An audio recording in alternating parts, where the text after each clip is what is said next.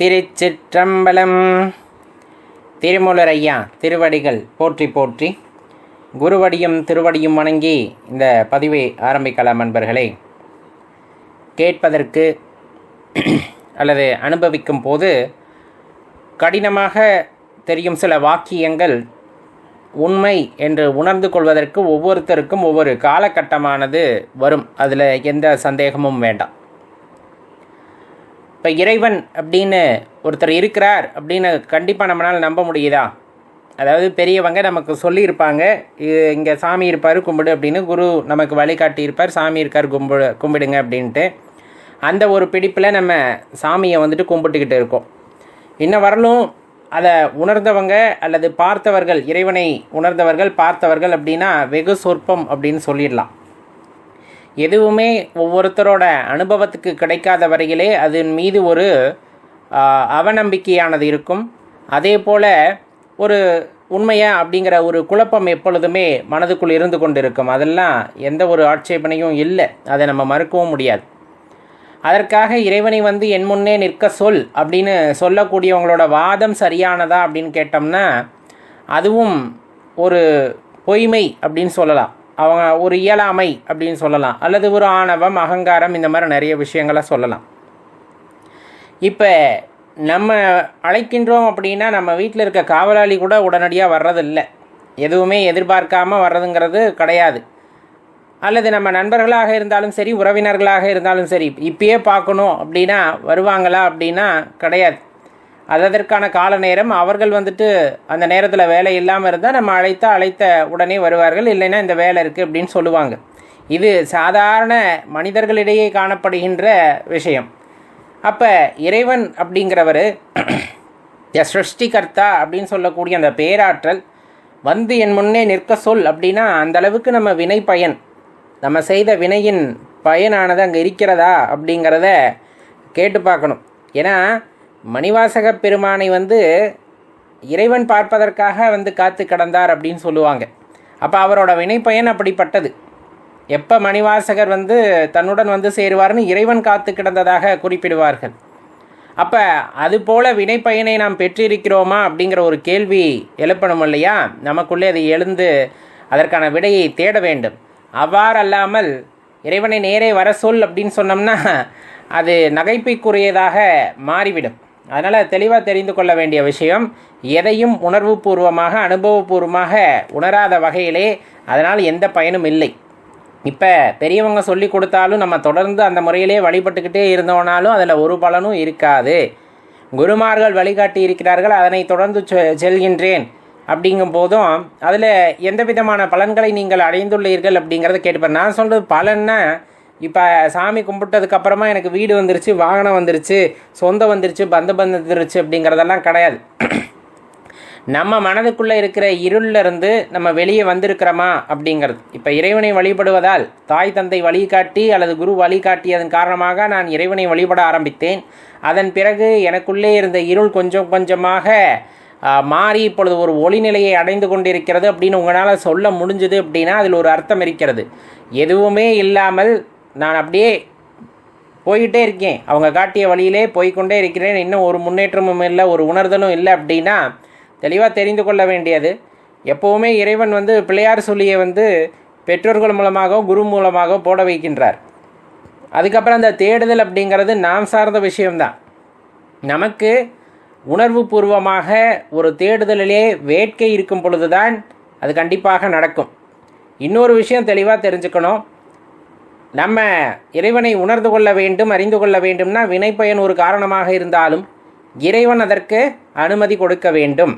இப்போ நம்ம ஒரு பொருளை காண்கின்றோம் அப்படின்னா இறைவன் சுட்டி காட்டியதால் நாம் அதை காண்கின்றோம்.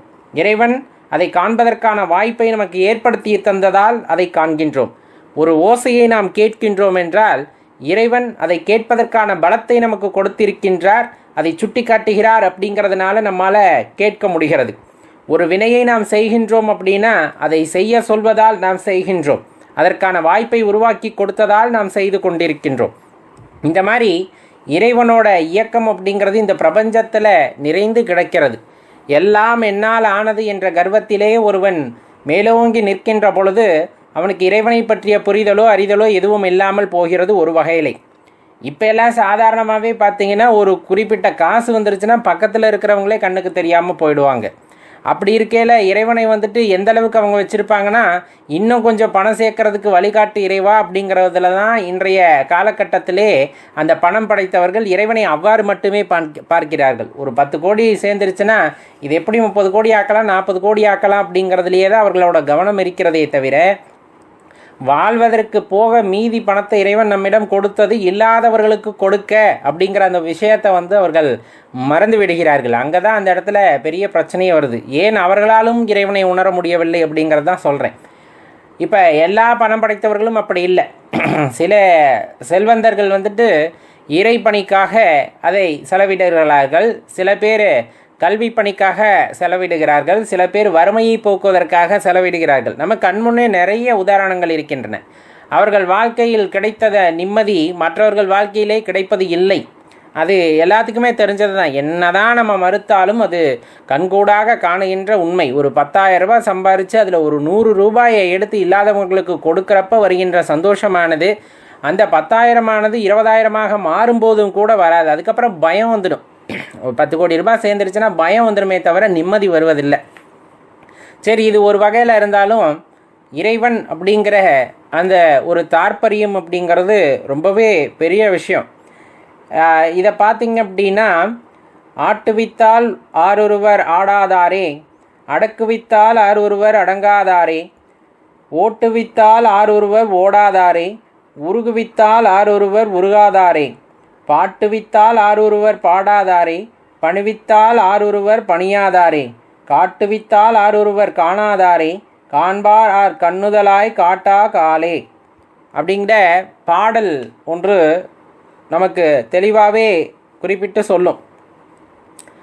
இறைவன் நாட்டுவிக்கும் போது ஆடுகின்ற பொம்மையாகவும் அடக்குவித்தால் அடங்கி போகின்ற பொம்மையாகவும் தான் நம்மால் இருக்க முடியும். ஏன்னா எல்லாம் வினை பயன் அப்படின்னு நம்ம சொல்கிறோம். அந்த வினைக்கு ஏற்ப இந்த பிறவியிலே அனுபவிக்க வேண்டிய கர்மாவை மட்டும் நம்ம வாங்கி கொண்டு வந்திருக்கிறோம். அப்போ இந்த கர்மாவை அனுபவித்தால் எல்லா பிறப்பும் போய்விடுகிறதா அப்படின்னா கண்டிப்பாக கிடையாது. இப்போ நம்ம செய்கிற கர்மாவோட பலனும் சேர்ந்து கொள்கிறது.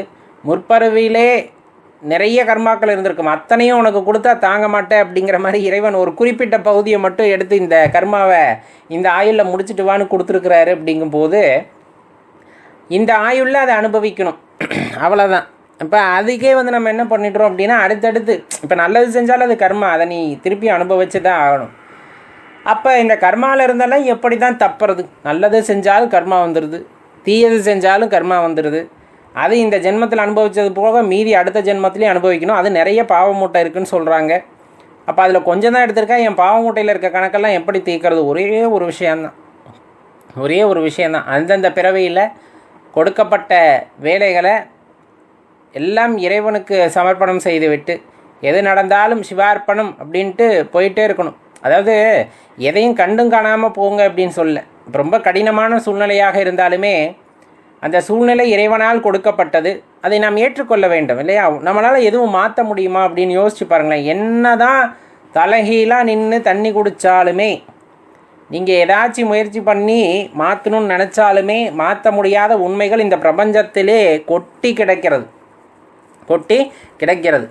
ஒரு 50,000 கோடி சம்பாதிச்சவங்களெல்லாம் கூட, 50,000 கோடி 1,00,000 கோடி சம்பாதிச்சவங்களாலும் கூட அந்த பணத்தை வைத்து இந்த உடலிலே, ஆரோக்கியம் இல்லாத உடலிலே, ஆயுள் முடிந்து போன உடலிலே அந்த உயிரை தங்க வைக்க முடியுமா அப்படின்னா தங்க வைக்க முடியாது. மனிதன் பல இயந்திரங்களை கண்டுபிடிக்கின்றான், நிறைய அற்புதமான கண்டுபிடிப்புகளை எல்லாம் கண்டுபிடிக்கின்றான். அந்த கண்டுபிடிப்புக்கு காரணமாக இறைவன் அந்த கண்டுபிடிப்புகளையும் ஒரு காலகட்டத்திலே சொல்லுவாங்க இல்லையா, காலாவதி ஆனதாக மாற்றி விடுகிறார். ஒரு காலத்தில் அந்த வானொலி அப்படிங்கிறத ரொம்ப பெருசாக பார்த்தோம். இன்றைக்கி அந்த வானொலி இருக்கிற இடமே தெரியாமல் போச்சு. அதே போலத்தான் நிறைய மனிதர்களை தலையில் தாங்கி ஆடி இருப்பாங்க. தமிழுக்கு தொண்டு செஞ்சவங்க பல்லாயிரம் கோடி பேர், அது வரிசையாக எடுத்துக்கலாம். அப்போ அந்த பல்லாயிரம் கோடி பேர்களுடைய பெயரும் நிலைத்திருக்கிறதா அப்படின்னு கேட்டோம்னா ஒரு சில பெயர்கள் மட்டுமே காலத்தால் நிலைத்து வந்திருக்கிறது இல்லையா? உங்களுக்கு நல்லா தெரியும். இன்றைக்கும் நம்மளுக்கு ஊவேசா ஐயாவிலேருந்து, அதே போல் வரிசையாக எடுத்துக்கிட்டோம்னா பாரதியார், இந்த மாதிரி நிறைய பேர்த்த சொல்லிடலாம். அதெல்லாம் காலம் கடந்து நிற்கக்கூடியது அப்படின்னு பார்த்தோம் அப்படின்னா திருவள்ளுவர் அப்படின்னு சொல்லக்கூடிய அந்த ஒரு சித்தரை நம்ம குறிப்பிட்டு சொல்லலாம், நாயன்மாரை நம்ம குறிப்பிட்டு சொல்லலாம். அப்போ இந்த மாதிரி விஷயங்கள் எல்லாம் காலத்தை கடந்து வருகிறது என்றால் அது இறைவனால் மட்டுமே முடிகிறது. ஓட்டுவித்தால் ஆரொருவர் ஓடாதாரே, உருகுவித்தால் ஆரொருவர் உருகாதாரே, பாட்டுவித்தால் ஆரொருவர் பாடாதாரே, பணிவித்தால் ஆரொருவர் பணியாதாரே, காட்டுவித்தால் ஆரொருவர் காணாதாரே, காண்பார் கண்ணுதலாய் காட்டா காலே. அவ்வளோதாங்க. எல்லாமே இறைவனுடைய சித்தம். அவர் ஆடுன்னு சொன்னால் அடித்தாகணும், பாடுன்னு சொன்னால் பாடித்தாகணும். பாடுறோம் ஆடுறோம், அதை உணர்ந்துக்கணும். இறைவனின் சித்தத்தால் நிகழ்கின்ற இந்த மாயையான உலகத்திலே வாழ்கின்றது அவ்வளவு சுலபம் அப்படின்னா சுலபமான விஷயம்தான். வருவதும் போவதும் இருப்பதும் துறப்பதும் எல்லாமே இறைவனுடைய கட்டளை. அந்த இறைவனுடைய கட்டளையை முழுமையாக ஏற்றுக்கொண்டோமேயானால், நிகழ்கின்ற எல்லாமே இறைவனுடைய சித்தம் என்று ஏற்றுக்கொண்டோமேயானால் வாழ்க்கையிலே பெரிய பெரிய துன்பங்கள் இல்லை, வந்த கர்மாக்கள் எல்லாம் கழிவதை கண் முன்னே காண முடியும். அதை விடுத்துவிட்டு இதுக்கெல்லாம் நான் தான் காரணம் அப்படின்னு நினச்சா, வாழ்க்கையில் ஏதாச்சும் நடக்குது, நல்லது நடந்தாலும் சரி கெட்டது நடந்தாலும் சரி, எப்பா இது நான் செஞ்சதுனால தான்ப்பா நடக்குது அப்படின்னு அந்த நான் அப்படிங்கிற விஷயம் வந்துட்டாலே இன்னும் புரிதல் இல்லாமல் சுற்றிக்கிட்டு இருக்கோம் அப்படிங்கிறது தான் அர்த்தம். அதுக்காக கெட்டதை நிறைய செய்யுங்க அப்படின்லாம் சொல்ல, ஐயோ நான் செய்யலை, இறைவன் தான் செய்ய சொன்னார், நான் செஞ்சுட்டேன், இதுக்கு எனக்கு என்ன சம்மந்தம்லாம் இல்லை. உங்களுக்கு முன்னாடி ஒரு வாய்ப்பு வழங்கப்படுகிறது, பல்வேறு பாதைகள் காட்டப்படுகின்றன. அதில் எந்த பாதையை தேர்ந்தெடுத்து போகிறீர்களோ அது அடுத்த ஜென்மாக்கான கர்மாவாக மாறுகிறது, அவ்வளோதான். அப்போ ஒரு கர்மத்தை செய்வதற்கு முன்னாலே எதை செய்ய வேண்டும் எதை செய்யக்கூடாது என்ற பக்குவத்தில் நீங்கள் ஒரு சிறந்தவராக மாறிவிட்டால், உனக்குள்ளே அந்த பக்குவமானது பிறந்து விட்டால், அதையெல்லாம் இறைவனுடைய செயல்பாடு அப்படிங்கிறத நம்ம தெரிஞ்சுக்கிட்டோம் அப்படின்னா வாழ்க்கையானது ரொம்ப அற்புதமாக மாறுகிறது. நாம் இந்த ஜென்மாக்காக கொண்டு வந்த கர்ம மூட்டை அவிழ்க்கப்படுகின்றது. அது எல்லாமே சொல்லப்போனால் ஆங்கிலத்தில் சொன்னால் நியூட்ரல் ஆகிறது அப்படின்னு சொல்லுவோம் இல்லையா, சமநிலையை பெறுகிறது.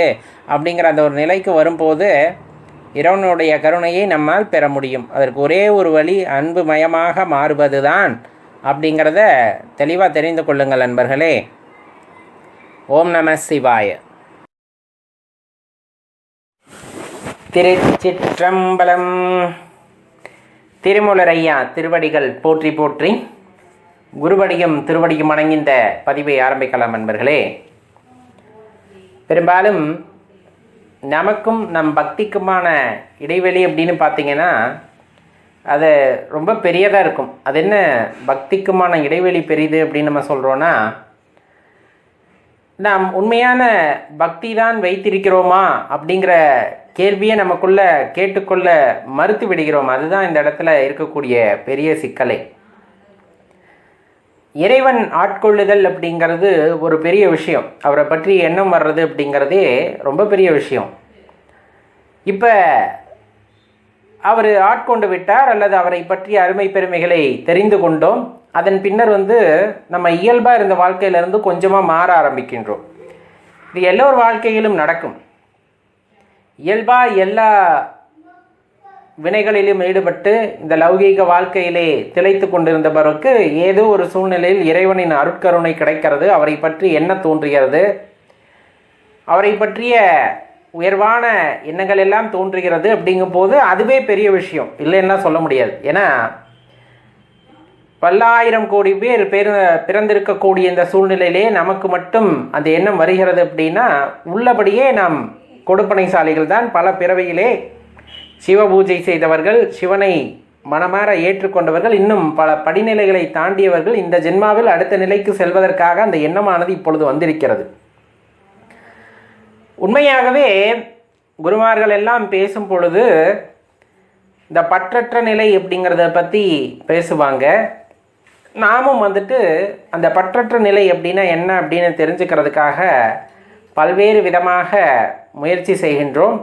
ஒரு சில இடங்களிலே படித்ததை வைத்தும், ஒரு சில விஷயங்களிலே அனுபவ ரீதியாகவும் இதெல்லாம் பற்றற்ற நிலையாக இருக்கும் என்பதை பற்றி தெரிந்து கொள்கின்றோம். அது ஒரு குறிப்பிட்ட நிலையை எட்டி பிடிக்கும் பொழுது, ஆன்மீகத்திலே ஒரு நிலையை எட்டி பிடிக்கும் பொழுது, நாம் சொல்வது அடிப்படை நிலையிலிருந்து நாம் கொஞ்சம் நம்மை அடுத்த கட்டத்திற்கு கொண்டு செல்கின்றோம். அப்படிங்கும் போது நமக்குள் அந்த உணர்வானது தோன்றுவதாக எண்ணிக்கொள்கின்றோம் அல்லவா? நாமும் அந்த பற்றற்ற நிலைக்கு சென்று கொண்டிருக்கின்றோம். இப்போ பாருங்கள், நம்மளுக்கு பெருசாக பற்று எதுவும் இல்லை, எதுவுமே இல்லாமல் இருந்தாலும் நம்ம வாழ்ந்துடலான்னு தோணுது. அப்படிங்கிற மாதிரி எண்ணங்கள் எல்லாம் தோன்றுகின்றன. இதெல்லாம் படித்ததாலா கேட்டு உணர்ந்ததாலா அப்படிங்கிற விஷயத்தை பற்றி நமக்குள்ள கேட்டு தெளிந்து கொள்ள வேண்டியது அவசியமாக இருக்கிறது. இந்த பற்று அப்படிங்கிறது ஒரு பெரிய புத்தகம் மாதிரி அப்படி வச்சுக்கலான்னு வச்சுக்கோங்களேன். அதை விட்டு வர்றது அப்படிங்கிறது ரொம்ப சாத்தியமில்லாத விஷயம். நமக்குள்ளே உருவகப்படுத்திக்கிறோம் இல்லையா, நமக்கு அந்த பற்றற்ற நிலை வந்து கொண்டிருக்கிறது, வந்துருச்சு அப்படின்ட்டு. உண்மையாலுமே மனசாட்சியை தொட்டு கேட்டோன்னா அந்த நிலையை நாம் தொட்டு கூட பார்த்திருக்க மாட்டோம் அப்படிங்கிறது தான் உண்மை. இல்லை, அதையும் தாண்டி நம்ம இறைவனை நெருங்கி விட்டோம், அவரை மட்டுமே பிரார்த்திக்கின்றோம், அவரை மட்டுமே அன்பு செய்கின்றோம் அப்படிங்கும்போது ஒரு சிலருக்கு அந்த நிலையை ரொம்ப நெருங்கியவர்களாக இருப்பார்கள். பற்று முழுமையாதே அற்றுவிட்டது அப்படிங்கும்போது எதன் மீதும் ஒரு பிடிமானம் இல்லாமல் எல்லாமே இறைவன்தான் அப்படிங்கிற ஒரு உயரிய தன்மைக்கு உரியவராக நாம் ஆகும்போது இறைவனுக்கு மிகவும் நெருக்கமானவராக ஆகிவிடுகின்றோம். அந்த நிலைக்கு நாம் வந்துவிட்டோமா அப்படிங்கிறது தான் இப்போ கேள்வியே. ஏன்னா இப்போ அடியேன் பேசும்போதும் கூட நிறைய இடங்களில் பற்றற்ற நிலை அப்படிங்கிறோம். எல்லா நிலைகளிலுமே நாம் அந்த பற்றுகளிலிருந்து விலகி இருக்கிறோமா, அடியேன் விலகி இருக்கிறேனா அப்படின்னு கேட்கும்போது சிறு சஞ்சலங்கள் ஏற்படத்தான் செய்கின்றது. இல்லை என்றெல்லாம் கூறவில்லை. ஏன்னா அது ஒரு ஞான நிலை, அது ஒரு இறுதி நிலை அப்படின்னு கூட சொல்லலாம். அந்த நிலைக்கு வந்துவிட்டால் அவர்கள் பெரிய பெரிய விஷயங்களையெல்லாம் சாதித்தார் போல நம்ம சொல்வதில்லை. ஆனால் அதோட அடிப்படை நிலையை நாம் அடைந்திருக்கின்றோம் அப்படின்னு நினைக்கும் போதே கொஞ்சம் ஆறுதலாகத்தான் இருக்கிறது. முழுவதுமாக நம் பற்றற்ற நிலைக்கு இன்னும் செல்லாவிட்டாலுமே கூட அந்த பற்றற்ற நிலை என்பதை என்ன என்று உணர்ந்து கொள்வதற்கான வாய்ப்பை இப்பொழுது இறைவன் கொடுத்திருக்கிறார். அப்படிங்கும் போது அதுவே பெரிய பாக்கியமான விஷயம்தான். சொல்லும் போது நான் பற்றற்ற நிலையை எய்திவிட்டேன், அடைந்து விட்டேன் அப்படிங்கும் போது நமக்குள்ள ஒரு சுய பரிசோதனை எப்பொழுதுமே செய்து கொள்ள வேண்டும். உண்மையாகவே நம்ம அந்த நிலைக்கு வந்து விட்டோமா, நம்மிடம் யார் எது கேட்டாலும் கொடுத்து விடுவோமா அப்படிங்கிற இந்த கேள்வியெல்லாம் நம்ம கேட்டு பார்த்தோம்னா உண்மையாகவே நம்ம பற்றற்ற நிலைக்கு போய் விட்டோமா, அல்லது இந்த பந்த பாச பிணைப்புகளிலிருந்து விடுபட்டு விட்டோமா அப்படிங்கிறதெல்லாம் கேட்டு பார்த்தோன்னா உண்மை நிலை தெரிந்துவிடும். எதுக்காக இந்த பற்றற்ற நிலை அப்படின்னு சொல்லக்கூடியது அப்படின்னா, இப்போ நம்ம தேடுதல் அப்படிங்கிறது இறைவனை நோக்கிய தேடுதல். அப்போ அதில் எந்த இடையூறும் இல்லாமல் உண்மையாகவே அவரை மட்டுமே தேடிக்கொண்டு செல்கின்றோம், உண்மையான அன்பை அவர் மீது செலுத்துகின்றோம். அப்படிங்கும்போது கண்டிப்பாக ஒரு நாள் இல்லாட்டி ஒரு நாள் இறைவனின் அருட்கருணை கிடைக்க பெற்று நாம் இறைவனை இரண்டரை கலந்து விட முடியும். ஆனால் இந்த உலகப்பற்று அப்படின்னு சொல்லக்கூடியது, உலகப்பற்று பல்வேறு வகையாக இருந்தாலும் பொருள் மீது கொண்ட ஆசை, பொன் மீது கொண்ட ஆசை, அல்லது மனைவி மக்கள் குழந்தைகள் என்று அவர்கள் மீது கொண்ட பாசம், இந்த மாதிரி நீங்கள் எந்த விஷயங்களாக எடுத்துக்கொண்டாலும் ஏதோ ஒரு வகையில் நம்மளுக்கு ஒரு பிடிமானம் அதில் இருந்து கொண்டே தான் இருக்கிறது. உடுத்துகின்ற ஆடை முதற்கொண்டு, இருக்கின்ற இடம் முதற்கொண்டு, மனைவி, அதே போல் குழந்தைகள், இந்த மாதிரி பல விஷயங்கள் இருக்கின்றன. அப்படிங்கும் போது என்னதான் நம்ம பற்றுகளை துறந்ததாக காட்டிக்கொண்டாலுமே கூட ஒரு சில இடங்களிலே அந்த பிடிமானமானது இருந்து கொண்டே இருக்கும். அப்போ இறைவனை நோக்கி அந்த பயணத்தில் நாம் தொடர்ந்து சென்று கொண்டே இருக்கின்றோம். அப்படிங்கும் போது ஏதோ ஒரு இடங்களில், ஒரு சில இடங்களில் நம்ம எல்லாத்தையும் விட்டுட்டு இறைவனை மட்டுமே ஏற்றுக்கொண்டு செல்ல வேண்டும் அப்படின்னு நிலை வரும் பொழுது உண்மையாகவே இப்போ நம்ம சொன்ன எந்த விஷயமும் உங்கள் மீது ஒரு தாக்கத்தை ஏற்படுத்தவில்லை என்றால்தான் அது உண்மையாகவே பற்றற்ற நிலையாக இருக்கும். ஏன்னா ஒரு முக்தி பேறு அப்படின்னு சொல்கிறது சாதாரண விஷயம் அல்ல. அதை நோக்கி நாம் பயணிக்கும் பொழுது எந்த இடத்திலும் ஒரு ஆசை அப்படிங்கிற விஷயம் இருக்கக்கூடாது. ஞானியர்கள் தெளிவாக குறிப்பிடுவது அதுதான். இப்போ முக்தி வேண்டுமா அப்படின்னு இறைவன் கேட்கிறாருன்னு வச்சுக்கோங்களேன். அப்போ நம்ம மனசு அவரை மட்டுமே சார்ந்து அந்த முக்தி நிலையை மட்டுமே சிந்தித்து கொண்டிருக்கும் பட்சத்தில் ஆம் என்று ஏற்றுக்கொள்ள தோணும். ஆனால் இன்னும் என் குழந்தை பெரியவளாகலை, என் மனைவிக்கு இன்னும் சுயமாக முடிவெடுக்க தெரியல, என் குழந்தைகள் அது மாதிரி உறவினர்கள் எல்லாருமே என்ன சார்ந்துதான் இருக்கிறாங்க, இன்னும் கொஞ்ச நாள் போகட்டுமே அப்படிங்கிற எண்ணம் வருது இல்லையா? அந்த இடத்துலையே நம்ம தெளிவாக தெரிஞ்சுக்கலாம், இன்னும் நம்ம பற்றுகளை முழுவதுமாக நீக்கவில்லை, பற்றுகளிலிருந்து நாம் விடுபடவில்லை. இன்னும் சொல்லப்போனால் பற்றுகள் நம்மை இன்னும் விடவில்லை அப்படிங்கிறத தெரிஞ்சுக்கணும். இப்போ இதிலிருந்தெல்லாம் விடுபடவே முடியாதா? இப்போ இந்த பற்றுகள்லேருந்து நம்மளால் விடுபட முடியாதா அப்படின்னு கேட்டால், படிப்படியாக அதை உணர்ந்து கொள்ளும் பொழுது யாருமே நம்மை சார்ந்து இல்லை, யாருமே நம்மை சார்ந்து இல்லை. நாம் இல்லை என்றால் நான் இல்லை என்று நினைக்கக்கூடியவர்கள் இங்கு யாரும் இல்லை அப்படிங்கிறத உண்மையாகவே உள்ளபடி உணர்ந்து கொள்ளும் பொழுதுதான் அந்த பற்று அப்படிங்கிறதுலேருந்து கொஞ்சம் கொஞ்சமாக விடுபட ஆரம்பிப்போம். 5 லட்ச ரூபாய் 6 லட்ச ரூபாய் போட்டு ஒரு கார் வாங்குகிறோம்.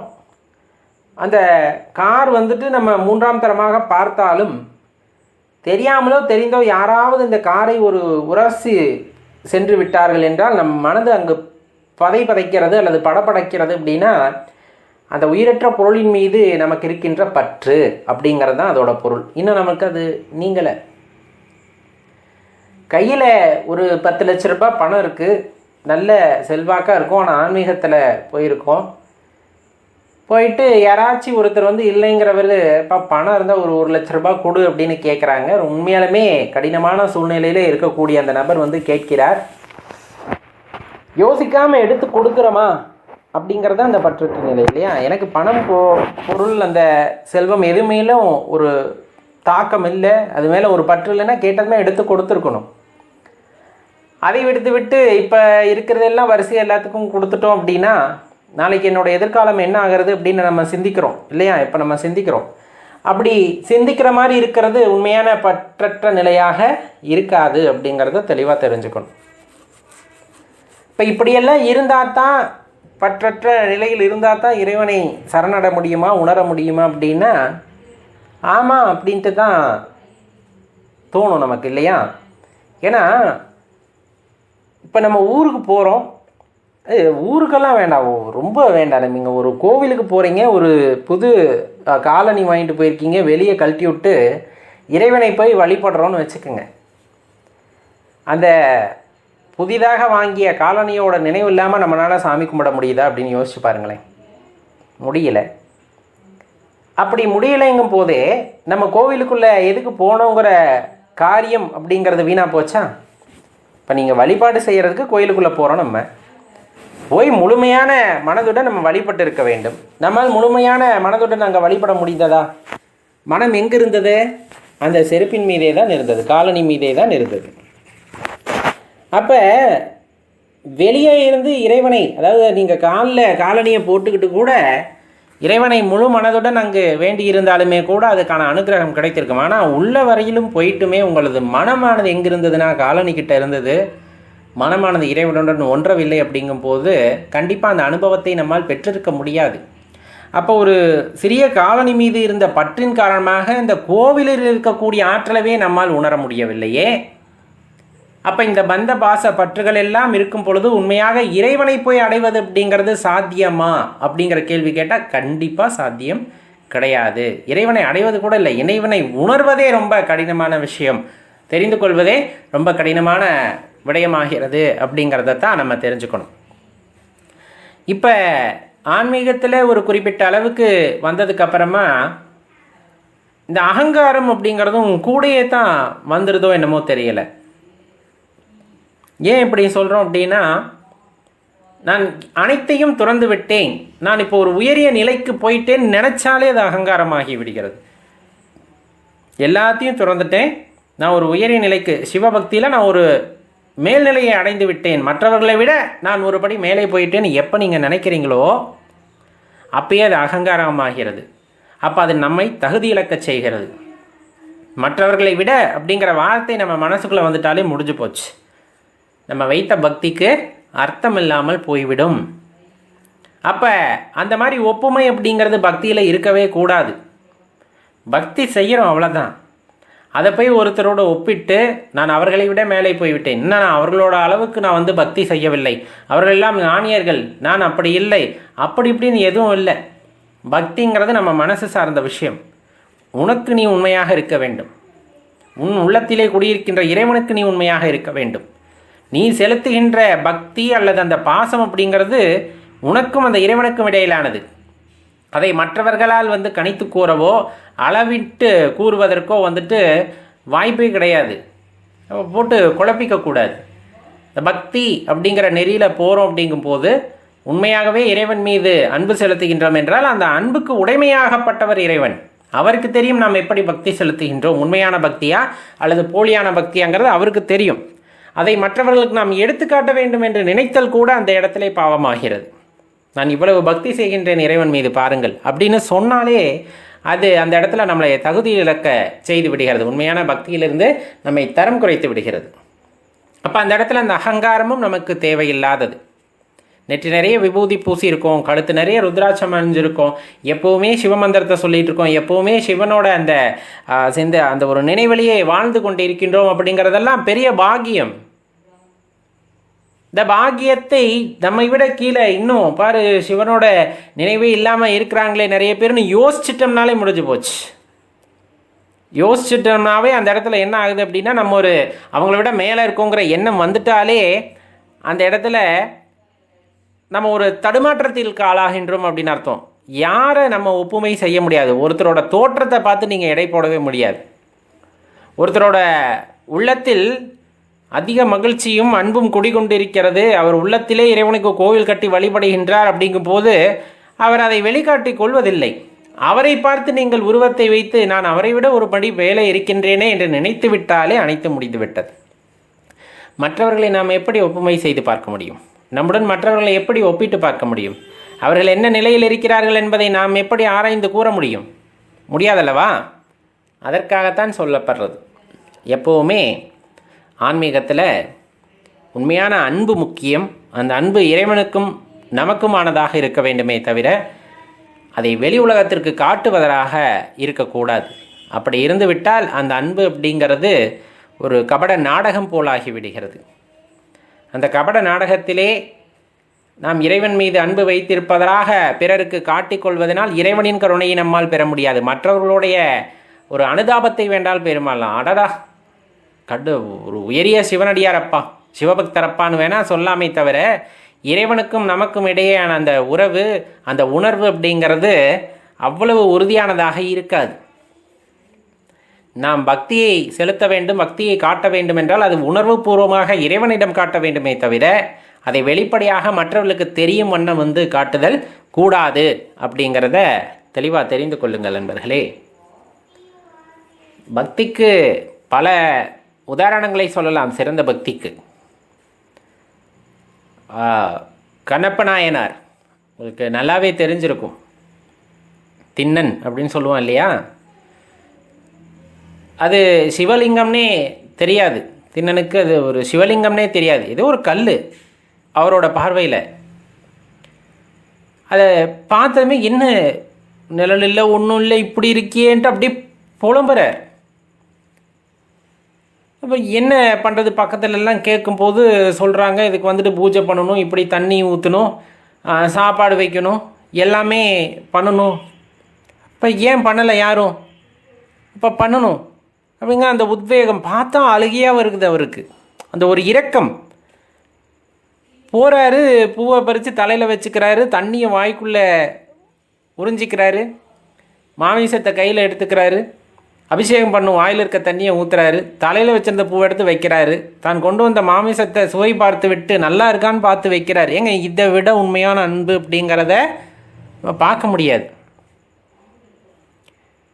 ஒரு நாள் அப்படியே பூஜை இந்த மாதிரி பண்ணிக்கிட்டு இருக்கப்ப அந்த கல்லாக அந்த உறவு இருக்கிறதல்லவா, சிவலிங்கம்னே தெரியாது இல்லையா, அது ஒரு உயிராக ஏதோ ஒரு பிணைப்பு அந்த இடத்துல என்னமோ ஒரு உணர்வு ஏற்படுகிறது. திடீர்னு கண்ணில் ரத்தம் வருது. இனியாவது கண்ணில் ரத்தம் வந்துருச்சு, யாரோ சொன்னது, கண்ணுக்கு கண் கொடுத்தா சரியாயிடணும். உடனே அம்பு எடுத்து கண்ணை தோண்டி அப்பிடுறாரு.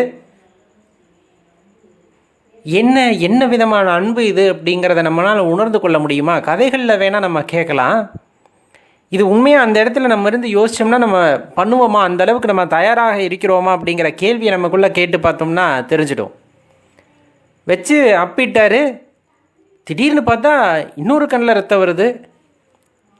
அடடா அப்படின்ட்டு டக்குன்னு அந்த இடத்துல காலை வச்சுக்கிட்டு, ஏன் இன்னொரு கண்ணை நோண்டிட்டு அது எங்கே இருக்குன்னு தெரியாது அப்படிங்கிறதுக்காக காலை தூக்கி வச்சுட்டு அம்பெடுத்து 2வது கண்ணையும் தோண்ட போயிட்டார். அப்பா இறைவனாலேயே பொறுக்க முடியல, அப்பா கண்ணப்பா நில்லப்பா கையை பிடிச்சிட்றாரு. என்ன பண்ணுற அப்படின்ட்டு கையை பிடிச்சிட்றாரு. இப்போ அந்த இடத்துல கிடைக்கக்கூடிய தரிசனம் அவர் ஆட்கொண்ட விதம் தன்னோடு கலக்க செய்து விட்டார், முக்தி அளித்து விட்டார் கண்ணப்ப நாயனாருக்கு. இந்த இடத்துல தெளிவாக தெரிந்து கொள்ள வேண்டிய விஷயம், அந்த உணர்வு பூர்வமான பிணைப்பு இறைவனிடம் இருக்க வேண்டும். உணர்வு பூர்வமான பிணைப்பு அந்த இறைவனிடம் இருக்கும் பொழுது நாம் கொண்ட அந்த பக்தி அப்படிங்கிறது மேலானதாக இருக்கும். இறைவனுக்கும் நமக்குமான உணர்வாக அது இருக்குமே தவிர வெளி உலகத்திற்கு காட்டுவதற்காக அது இருக்காது.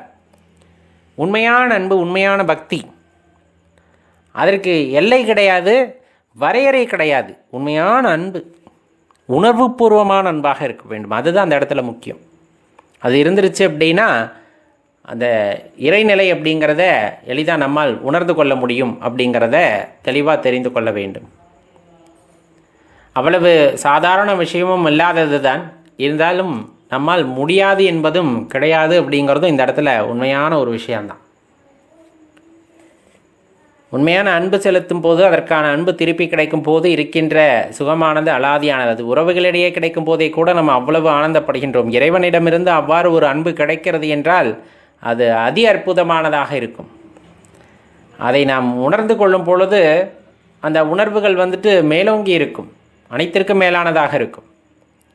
அதை அனுபவிப்பது தான் ஒவ்வொரு பிறவியின் கடமை அல்லது உரிமை அப்படிங்கிறதையும் தெளிவாக தெரிஞ்சுக்கிட்டோன்னா வாழ்கின்ற இந்த வாழ்க்கையானது அர்த்தமுள்ளதாக இருக்கும் அப்படிங்கிறத தெரிந்து கொள்ளுங்கள் நண்பர்களே. ஓம் நம சிவாய. திருச்சிற்றம்பலம். திருமூலரையா திருவடிகள் போற்றி போற்றி, குருவடியும் திருவடியும் வணங்கி இந்த பதிவை ஆரம்பிக்கலாம் நண்பர்களே.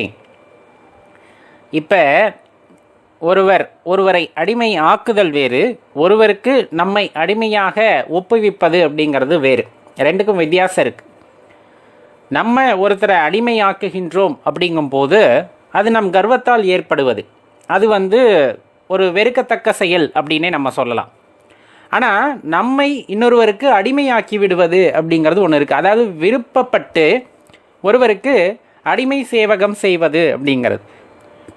இது எதனால் உண்டாவது அப்படின்னு பார்த்தோம்னா உண்மையான அன்பினால் மட்டுமே ஆகக்கூடியது. அப்படின்னம்னா நம்மை இன்னொருவரிடம் ஒப்புவித்தல் அப்படிங்கிற அந்த ஒரு பெரிய விஷயம். இப்போ அடியார் கூட்டங்களை எடுத்துக்கிட்டிங்கன்னா தன்னை ஒப்புவித்தல் அப்படிங்கிறது யார்கிட்ட ஒப்புவிக்கிறோம்? சிவபெருமான்கிட்ட ஒப்புவித்துறோம், அடிமையாக்கி கொள்கின்றோம், நம்மை நாமே அடிமையாக்கி கொள்கின்றோம். இப்போ அடிமையாக்கி கொள்வதனால் என்ன நிகழ்ந்துவிட போகிறது அப்படின்னு கேட்டோம்னா இயல்பாகவே ஒரு அடிமைக்கு என்ன வேலையாக இருக்கும்? தனது எஜமானர் எந்த வழியை காட்டுகிறாரோ, என்ன சொல்கின்றாரோ அதன்படி நடத்தலே அவர்களுக்கு உரிய வேலையாக இருக்கும். இப்போ என்னை இறைவன் அடிமையாக்கவில்லை, நான் இறைவனிடம் அடிமையாகி விட்டேன் அப்படிங்கிறது தான் உண்மை. இப்போ இந்த அடிமையான பின்பு இந்த வார்த்தையை சொல்வதற்கே இனிமையாகத்தான் இருக்கும். இறைவனுக்கு, சிவபெருமானுக்கு அடிமையான பின்பு அவர் பெயரை மட்டும்தான் சொல்ல தோணும். எஜமானர் பெயரைத்தானே நம்ம சொல்ல முடியும், அவர் பேரை மட்டும்தான் சொல்ல முடியும். அந்த பேரை சொல்லும் போதும் கூட பார்த்தீங்க அப்படின்னா அப்படியே ஒரு சந்தோஷத்தோடு சொல்ல முடியும், பயத்தோடு இல்லை. என்னோட எஜமானராச்சே அப்படின்ட்டு சிவபெருமான் அப்படின்னு சொல்கிறதில்ல, சிவனப்பா சிவபெருமான் அப்படின்னு அந்த ஒரு சந்தோஷத்தோட உச்ச கட்டத்தில் சொல்ல முடியும்.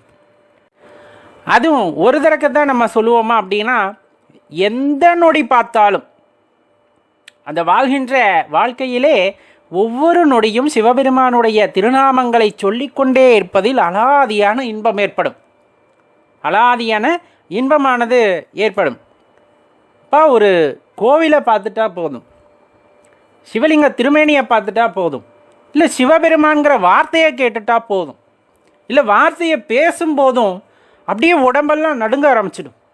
பயத்தினால் அல்ல, கொண்ட பக்தியினால், கொண்ட அன்பினால் அப்படியே கண்ணீர் பெருக்கெடுத்து ஓடும்.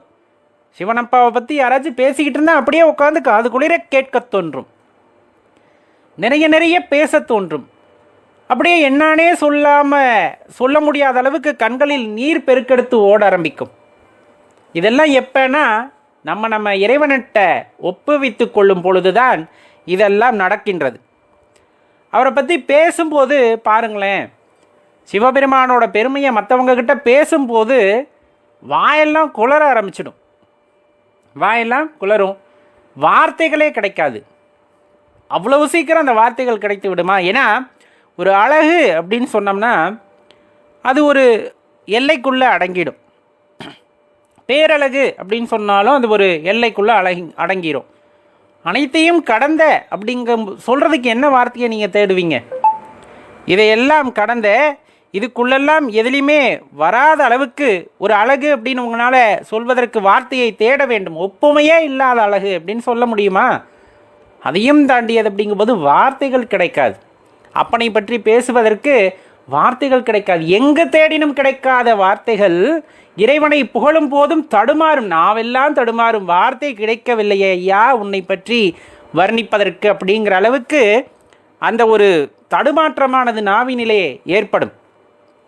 மூச்சு அப்படியே பதைக்கும். அப்படியே மூச்சு அப்படியே ஒரு ஏக்கம். அந்த மூச்சு உள்ளே போயிட்டு வெளியே வர்றதுக்குள்ளே அப்பனோட பேரை சொல்லும் போது அது ஒரு பதட்டமாகும். அதுவும் ஆனந்த தாண்டவமாடும். இந்த மூச்சு கூட அந்த ஒரு உணர்ச்சி பழம்போடு அப்பனோட பேரை சொல்லும் போது அந்த உணர்வானது ஏற்பட்டிருக்கும். அப்படி அந்த மூச்சு கூட தாண்டவமாடும். அப்படி ஒரு அலாதியான இன்பத்தை கொடுப்பது சிவபெருமானுடைய திருநாமங்கள். இது எப்போ நடக்கும்? நம்ம இறைவனிடம் நம்மை ஒப்புவித்து கொண்ட பின்பு, சிவனுக்கு நாம் அடிமையான பின்புதான் இதெல்லாம் நடக்கின்றது. சிவபெருமான் மீது இயல்பான பக்தி கொண்டுள்ளோம் அப்படின்னா நாமும் கோயிலுக்கு போகிறோம் வர்றோன்ட்டு இருப்போம். உண்மையான அடியவராக மாறுகின்றோம்னா இது எல்லாமே நமக்குள்ளும் நடக்கும். அடியார்களை பார்த்தால் கண்கள் எல்லாம் கலங்கும். சிவபெருமானை பார்த்தது போலே ஒரு அன்பானது அங்கு உருவெடுத்து போகும். வார்த்தைகளில் தெளிவு உண்டாகும். கண்ணா பின்னான்னு வார்த்தைகள் எல்லாம் பேச வராது. அப்படியே சிவனப்பா அப்படிங்கிற விஷயம், அந்த பொற்சபை நாயகனை மட்டுமே நினைக்கின்ற அந்த மனம் அப்படிங்கிறது வந்துடும். அதாவது நேரடியாக வணங்குதல் அப்படிங்கிறது வேறு, மனதால் துதித்தல் அப்படிங்கிறது வேறு.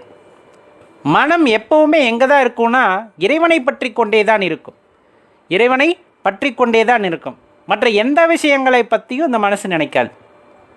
எப்போ இறைவனை சரணடைந்த பிறகு, இறைவனிடம் நம்மை ஒப்புவித்து கொண்ட பிறகு என்ன நடக்கும்னா, இந்த மனசு எப்போ இந்த உடல் மட்டும் அடிமை இல்லை, இந்த மனசும் உனக்கு அடிமையாயிருச்சா அப்படின்னு கேட்குற அளவுக்கு ஆகிடும். அட ஏதாவது ஒரு வேலை, இந்த உலகியல் வேலையில் ஈடுபட வேண்டும் என்றாலும் மனம் இங்கு வராது. உடல் அந்த பாட்டுக்கு வேலையை செஞ்சுக்கிட்டு இருக்கோம், மனசு அப்பனை பற்றியே நினச்சிக்கிட்டு இருக்கும். மனசு அப்பனோட பேரவே சொல்லிக்கிட்டு இருக்கும், அவரவே நினச்சிக்கிட்டு இருக்கும். அப்படி இருக்க மனசு அப்படிங்கிறது எவ்வளோ பெரிய ஆனந்தத்தை உண்டாக்கும் அப்படின்னு நினச்சோம்னா அது ஒப்புமையே இல்லாது. அவரோட நேராக உட்காந்து பேசுகிற மாதிரி, அவரோட சிரிக்கிற மாதிரி, அவர்கிட்ட சோகத்தெல்லாம் பகிர்ந்துக்கிற மாதிரி, அவர் சொல்வதை காது கொடுத்து கேட்பது போல. உனக்கு இதை தாண்டா அடுத்த வாழ்க்கை, அடுத்து நீ இதைத்தான் செய்யணும் அப்படின்ட்டு அவர் சொல்லுவதை காது கொடுத்து கேட்பது போலையே தோன்றும். அதே போல் அவரும் சொல்லவும் செய்வார். தியானத்திலே அமர்ந்திருக்கணும் என்ற ஆவலானது மனதிற்குள்ளே நிறைய உண்டாகும். தியானம் அப்படிங்கிறது அவரை மட்டுமே நினச்சிக்கிட்டு இருந்தால் போதும். உள்ள எந்த சலனமும் வேண்டாம். மனசில் ஒரு அமைதி குடிகொண்டு விட்டால் அந்த அமைதியான இடங்களிலே நமது இறைவன் வந்து குடியேறி வருகின்றார். அப்போ அந்த ஒரு மகிழ்ச்சியானது போதும் அப்படின்னு எப்போ பார்த்தாலும் மகிழ்ச்சியாக தான் இருக்கும். மனசில் ஒரு கோபம் வராது, ஒரு சங்கடம் வராது, ஒரு சோகம் வராது. அந்த சோகமே வந்தாலும் அதிலே உள்ளே எல்லாம் இறைவனால் கடந்து போகும் என்ற எண்ணத்தின் காரணமாக மனமானது எப்பொழுதுமே அவரை நினைத்து விட்டால் மகிழ்ச்சி தான் அப்படிங்கிற மாதிரி மனதானது அவருடன் இரண்டரை கலந்துவிடும். அதுதான் ரொம்ப உயர்வான விஷயம் அப்படின்ட்டு நம்ம கண்டிப்பாக சொல்லலாம். எல்லாமே தனித்தனியாக நம்ம இருந்தாலும் சரி, அடியார்களோட கூட்டத்தோடு இருந்தாலும் சரி, அவரை போற்றி பாடுவது ஒன்றே நமது வாழ்க்கையோட ஒரு ஆனந்தம் அப்படிங்கிறத உணர்ந்து கொண்டு, தனிமையில் அமர்ந்திருந்தாலும் சிவனப்பாவோட பேரை சொல்லிக்கிட்டு, கூட்டத்தில் அடியார் கூட்டத்திலே நாம் இருந்தாலும் அவருடைய நாமத்தை மட்டுமே சொல்லி கொண்டு இருப்பதில் இருக்கின்ற ஆனந்தம் இந்த உலகில் வேறு எதிலும் கிடைக்காது. இந்த உலகில் வேறு எதிலும் கிடைக்காது. அதனாலேயே சொல்கிறது, அடிமையாக்கி விட்டேன் ஐயா உனக்கு, நான் செய்கின்ற வேலை நான் செய்வதல்ல, நீ சொல்லி நான் செய்கின்றேன், இது நடப்பது எல்லாம் என்னால் அல்ல, இதெல்லாம் நீ இட்ட கட்டளை நான் செய்கின்றேன், நீ இட்ட கட்டளை நான் செய்கின்றேன் என்ற கர்வம் கூட என் தலையில் ஏறிவிடக்கூடாது. அதுதான் ரொம்ப முக்கியம். எல்லா உயிர்களையும் நேசிக்கின்ற அந்த அன்பை எனக்கு நீ அருள வேண்டும் அப்படிங்கிறது தான் எப்போவுமே அடியார் பெருமக்கள் இறைவனிடம் கேட்டுக்கொள்வது. ஏன்னா பக்தி ஒரு குறிப்பிட்ட அளவுக்கு மேலே போகும்போதும் நமக்கு கீழே இருக்கவங்கள பார்த்து இவர் இன்னும் நம்ம அளவுக்கு கூட வரலையே அப்படின்னு நினச்சிட்டோம்னா அதுவே அகங்காரமாக மாறிவிடுகிறது. அந்த எண்ணம் கூட மனதிலே எப்பொழுதும் எழக்கூடாது. நான் இந்த அளவுக்கு மேலே ஏறிட்டேன்னு நினைக்கக்கூடாது. நம்ம இன்னும் ஒரு படி கூட ஏறலை, அதுதான் உண்மை. இறைவன் பார்த்து நடத்தி வைக்கின்ற வழியிலே என்ன நடத்தி வைக்கின்றாரோ அந்த வாக்கில் நம்ம பாட்டு போய்கிட்டே இருக்கிறோம். நமக்கு கீழ்நிலையில் ஒருத்தங்க இருக்காங்கன்னு நினச்சிடக்கூடாது. பக்தியில் இன்னும் பாரு இவங்களுக்கு இது கூட தெரியலையேன்னு நினச்சிடக்கூடாது. கிடையாது, தப்பு அப்படிலாம் என்றைக்குமே நினச்சிடக்கூடாது. அப்படி நினச்சிட்டாலே நம்ம பக்தியில் ஒரு நிலை நம்ம கீழே இறங்கிடுறோம் அப்படிங்கிறது தான் உண்மை. நம்ம என்ன கற்றுக்கொண்டாலும் அந்த கற்றுக்கொண்டதெல்லாம் ஏற்றளவிலே இருக்கும் வகையிலே ஒன்றும் பிரயோஜனம் இல்லை. அதெல்லாம் வாழ்க்கையிலே அனுபவமாக மாற வேண்டும். அந்த அனுபவமாக மாற வேண்டும் என்றால் மனதிலே எப்பொழுதுமே நான் ஒன்றும் அறியேன் அப்படிங்கிற எண்ணமானது இருந்து கொண்டிருக்க வேண்டும். நான் ஒன்றும் அறியேன், எல்லாம் இறைவன் பார்த்து செய்கின்ற நாடகம், இறைவன் பார்த்து நடத்தி வைக்கின்ற செயல்கள் அப்படிங்கிறதுல நம்ம திண்மமாக இருக்கிறோம். அப்படிங்கிற பட்சத்தில் கண்டிப்பாக ஒவ்வொரு நாளும் புது புது அனுபவமானது நமக்கு கிடைத்து கொண்டே இருக்கும். மாறாக நான் நிறைய படித்து விட்டேன், நான் நிறைய செயல்களை செய்து விட்டேன், இறைவனோடு உயரிய நிலைக்கு நான் சென்று விட்டேன், அவர் என்னை பற்றி கொண்டிருக்கின்றார், இந்த மாதிரி விஷயங்களை நம்முள்ளே வைத்து கொள்ளும் பொழுது கூட பிரச்சனை இல்லை. அதை வெளிப்படுத்த நினைத்தோம் என்றால் நம் வாழ்க்கையிலே எதையோ தவற விடுகின்றோம் என்பதை தெரிந்து கொள்ளுங்கள். பக்தி என்பது உள்ளே மகிழ்வதே தவிர உள்ளே கிடைத்த ஆனந்தத்தை வெளியே சொல்லி மகிழ்வதல்ல அப்படிங்கிறத மனதில் நிறுத்தி கொண்டோமேயானால் நாம் ஒப்பு கொடுத்ததற்கு அதுவே உயரிய ஒரு சிந்தனையாக, உயரிய ஒரு எண்ணமாக மாறும். இறைவன் கையை பிடிச்சிக்கிட்டோம், அவர் நம்மளை கூட்டிகிட்டு போகிறாரு அப்படிங்கும் போது போகின்ற பாதையை பார்த்து தான் போக வேண்டும். நான் பற்றி கொண்டிருப்பது இறைவனின் கையை என்பதை மட்டும் மனதிலே நிறுத்தி கொள்ள வேண்டும். நான் இறைவனை பற்றி கொண்டிருக்கின்றேன்னு மற்றவங்க கிட்ட கூட நம்ம பகிர்ந்துக்க கூடாது அப்படிங்கிறத தான் தெளிவாக தெரிஞ்சுக்கணும். ஏன்னா ஒவ்வொரு காலகட்டங்களில் இறைவன் ஒவ்வொருவருக்கு ஒவ்வொரு மாதிரியான அனுபவத்தை கொடுப்பார். உங்களுக்கு கொடுக்கின்ற அனுபவம் அப்படியே மற்றவர்களுக்கு இருக்க வேண்டும் என்ற அவசியமில்லை. அடியார் பெருமக்கள் ஒவ்வொருவருக்கும் ஒவ்வொரு அனுபவம் இருக்கும். அந்த அனுபவத்தை பகிர்ந்து கொள்வதன் மூலமாக ஒருவரின் மனதிலே சஞ்சலத்தை நாம் ஏற்படுத்திவிடக்கூடாது. அப்படி ஒரு சஞ்சலத்தை ஏற்படுத்தி அவரது பக்தியிலே கொஞ்சம் தடுமாற்றம் ஏற்பட்டாலும் அதற்கு காரணமாக நாம் ஆகிவிட்டோமே எனில் நம்முடைய பாதையும் ஒரு தடங்களை சந்திக்கக்கூடும். அதனால தான் எப்போவுமே நம்ம பக்தி உயர்ந்தது அப்படின்னு என்றைக்குமே நினச்சிடக்கூடாது. மற்றவர்கள் இன்னும் நம்ம நிலைக்கு கூட வரலையேங்கிற அந்த எண்ணம் எப்பொழுதுமே நமக்கு வந்துவிடக்கூடாது. அடியார் பெருமக்கள் எப்பொழுதுமே அப்படித்தான் இருக்கின்றோம். இருந்தாலும் ஒரு சின்ன இடத்துல கூட தடுமாற்றத்தை சந்தித்து விடக்கூடாது அப்படிங்கிறத தான் தெளிவாக தெரிந்து கொள்ள வேண்டும். ஏன்னா இறைவனிட்ட கட்டளை நமக்கு இந்த அரும்பெரும் பிறவியை கொடுத்து, அந்த பிறவியிலே சிவனை பற்றி எண்ணக்கூடிய அந்த எண்ணங்களை கொடுத்து, அது உயரிய எண்ணங்களை கொடுத்து, இந்த வாழ்க்கையிலே நீ இப்படி நடந்து கொள்ள வேண்டும் என்று நமக்கு வழிகாட்டி கொண்டிருக்கின்றார் என்றால் கிட்டத்தட்ட அவரோட பூரண அன்பை பெற்றவர்கள்தான், இல்லை என்றெல்லாம் சொல்லவில்லை. மற்றவர்களுக்கு வழிகாட்டியாக நாம் இருக்க வேண்டுமே தவிர வழிகாட்டுகின்றோம் என்ற கர்வம் நமக்கு வந்துவிடக்கூடாது. அப்படிங்கிறதுல தெளிவாக இருந்தோமேயானால் கண்டிப்பாக இந்த வாழ்க்கையானது இறைவன் கொடுத்த மிகப்பெரிய வரப்பிரசாதமாக மாறும் என்பதில் எந்த ஐயப்பாடும் இல்லை அடியார்களே. ஓம் நம சிவாய. திருச்சிற்றம்பலம்.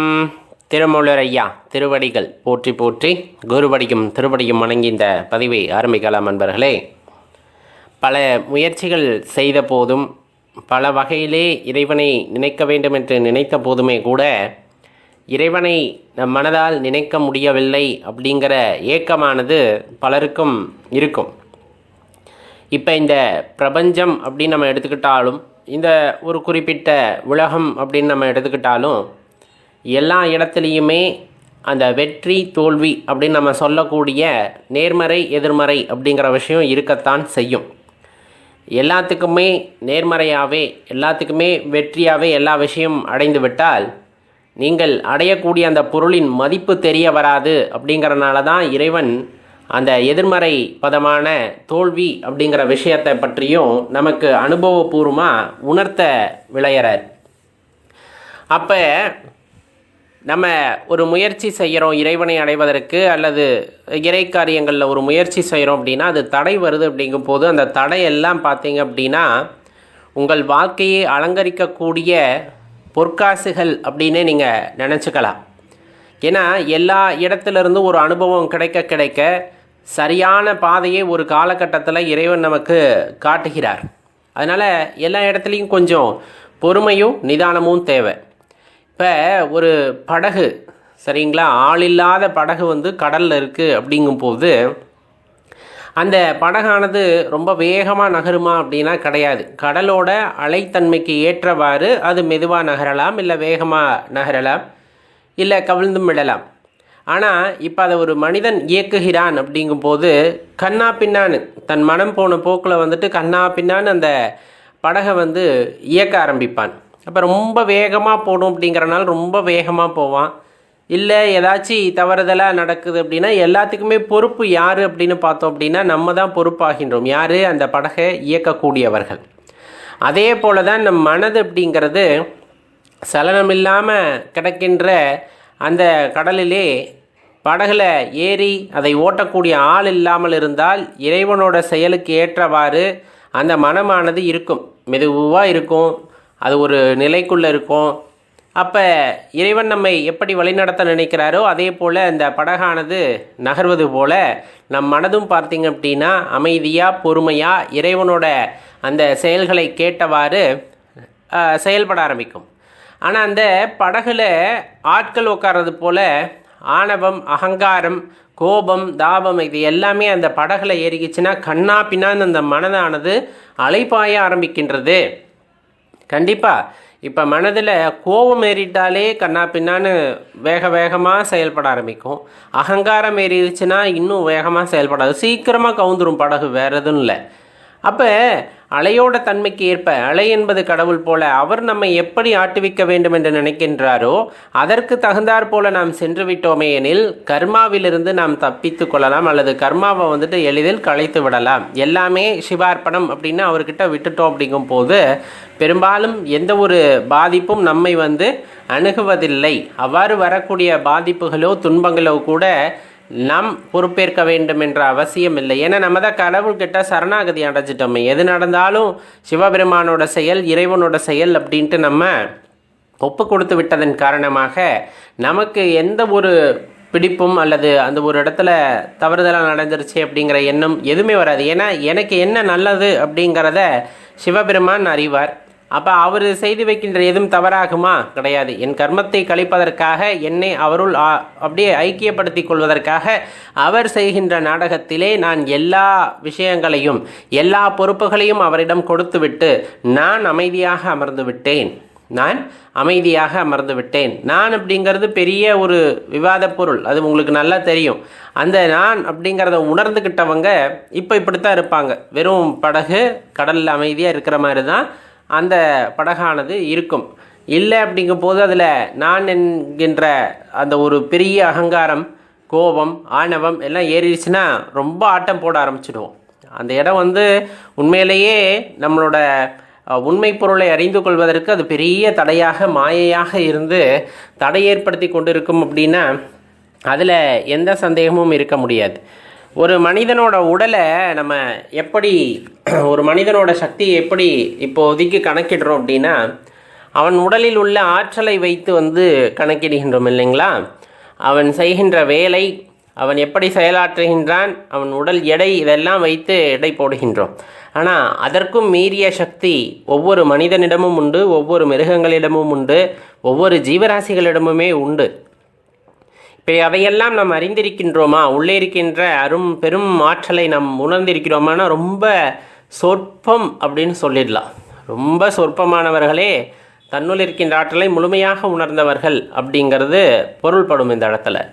ஏன் அப்படி சொல்கிறோம்? நமக்குள்ளே இருக்கின்ற ஆற்றல் நாம் நினைத்தால் இந்த பிரபஞ்சத்திலே எது வேண்டுமானாலும் நடத்தலாம் அப்படிங்கிற அந்த ஒரு எண்ணம் அல்லது அந்த ஒரு தாற்பயத்தை உணராதவர்கள் இங்கே ஆயிரம் பேர், கோடி பேர்னே சொல்லலாம். ஏன்னா இன்னும் இந்த மனதினுடைய ஆற்றலை நாம் யாரும் புரிந்து கொண்டது இல்லை. அதற்கு ஈர்ப்பு சக்தி ரொம்ப அதிகம். இப்போ இறைவன் பாக்கில் நடத்தி வைக்கிறார், நான் போகிறேன் அப்படிங்கிறது ஒன்று. இன்னொன்று, இறைவனை அடைய வேண்டும் அப்படிங்கிற அந்த ஒரு ஆழமான சிந்தனையை மனதிற்குள் விதையாக விதைத்து விட்டால் அந்த விதையானது முளைத்து அது செடியாகி மரமாகி பூத்து காய் கனிகள் எல்லாம் வருகிறது அப்படின்னா அந்த பக்தியோட தன்மை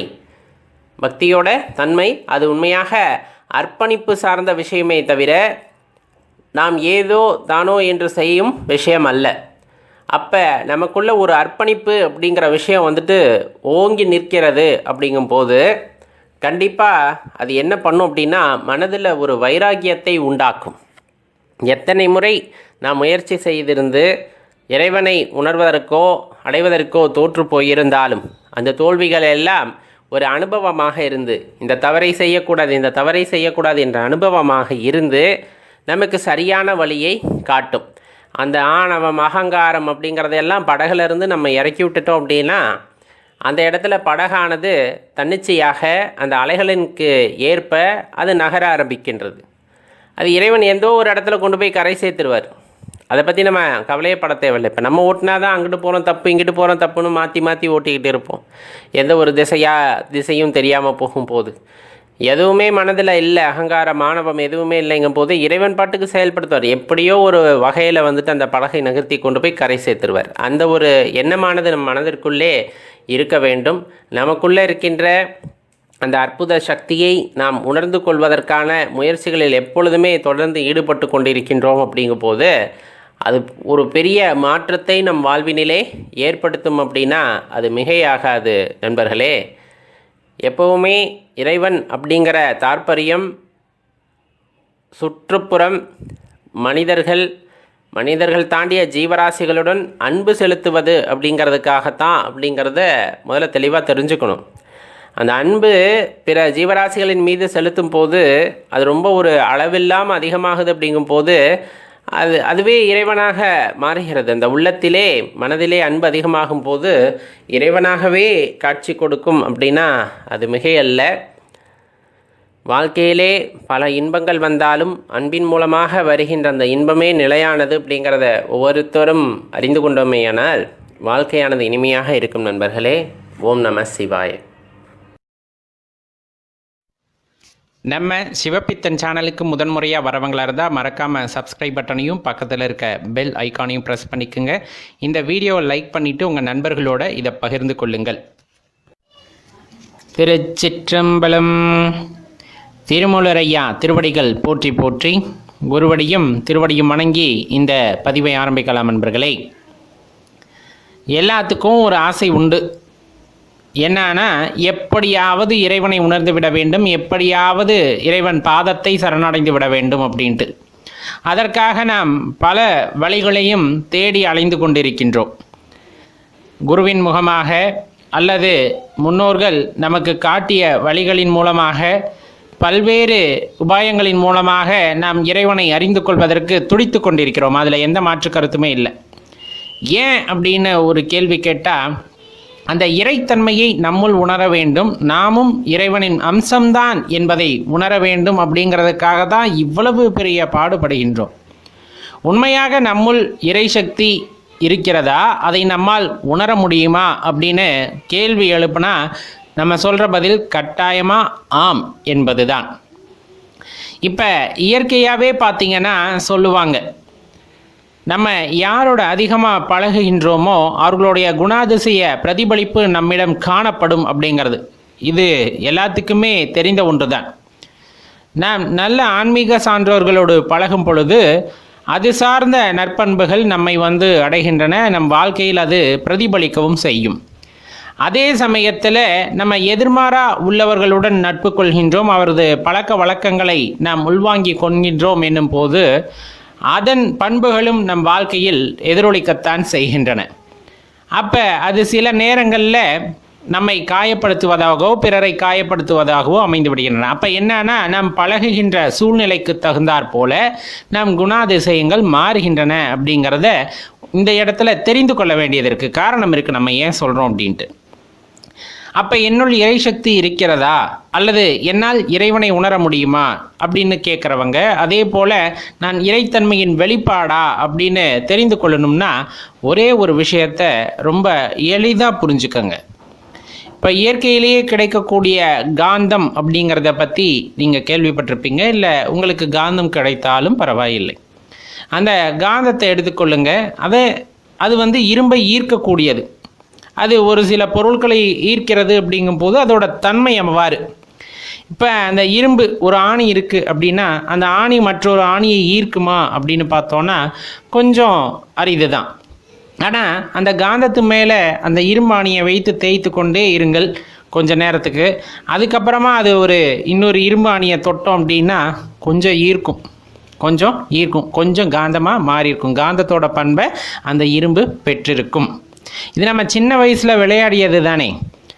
அப்போ அந்த இடத்துல என்ன தெரிஞ்சுக்கணும் அப்படின்னா, இறைவன் காந்தம் போல நாம் அவருடன் இணக்கம் கொள்கின்றோம், அவரை புகழ்ந்து பாடுகின்றோம், அவருடைய புகழை பாடிக்கொண்டே இருக்கின்றோம், அவர் நாமாவை சொல்லிக்கொண்டே இருக்கின்றோம். அப்படிங்கும் போது அவரிடம் உள்ள குணங்களில் சிறிதளவேனும் நம்மிடம் வெளிப்படும்.